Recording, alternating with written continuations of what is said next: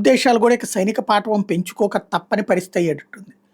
ఇప్పుడు ఖతార్ మీదన ఇజ్రాయెల్ దాడి తర్వాత ఒక సమస్య, అట్లాగే ఇరాను, హౌతీ తీవ్రవాదులు, యెమెన్ నుంచి, లెబనాన్ నుంచి హెజ్బుల్లా తీవ్రవాదులు, అట్లాగే పాలస్తీన్ నుంచి హమాస్ తీవ్రవాదులు, ఇట్లాంటి వాళ్ళందరూ ఆ మధ్యన మిస్సైల్ దాడులు ఇవన్నీ చేస్తుంటే మీ అందరి రక్షణ కోసమని ఖతార్ దగ్గరకు వచ్చి ఎయిర్ బేస్ పెట్టినటువంటి అమెరికా చివరికి వీళ్ళు దాడి చేస్తుంటే మాత్రం నిద్రపోతుంది, లేకపోతే నాకేం సంబంధం లేదంటది.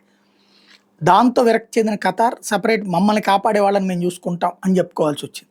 అది ఒక ఎత్తు అయితే, ఇప్పుడు తాజాగా వచ్చేటప్పటికి మళ్ళీ ఈ ఇరాన్ తీవ్రవాద సంస్థలు దాడులు ప్రారంభించినాయి. ఇరాన్ అనుకూల తీవ్రవాద సంస్థలు, సౌదీ ఎయిర్ డిఫెన్స్ సిస్టమ్ తాజాగా యెమెన్ నుంచి హౌతీ తీవ్రవాదులు పంపించినటువంటి మిస్సైల్స్ని దారిలోనే అడ్డుకున్నారు. ఇజ్రాయలీ ఎయిర్ స్పేస్ ఇచ్చినటువంటి వెపన్స్తో దాన్ని అడ్డుకున్నటువంటి పరిస్థితి. ఓవరాల్గా అక్కడ క్రమంగా రూటు మారుతోంది అన్నటువంటి విషయం స్పష్టమవుతోంది.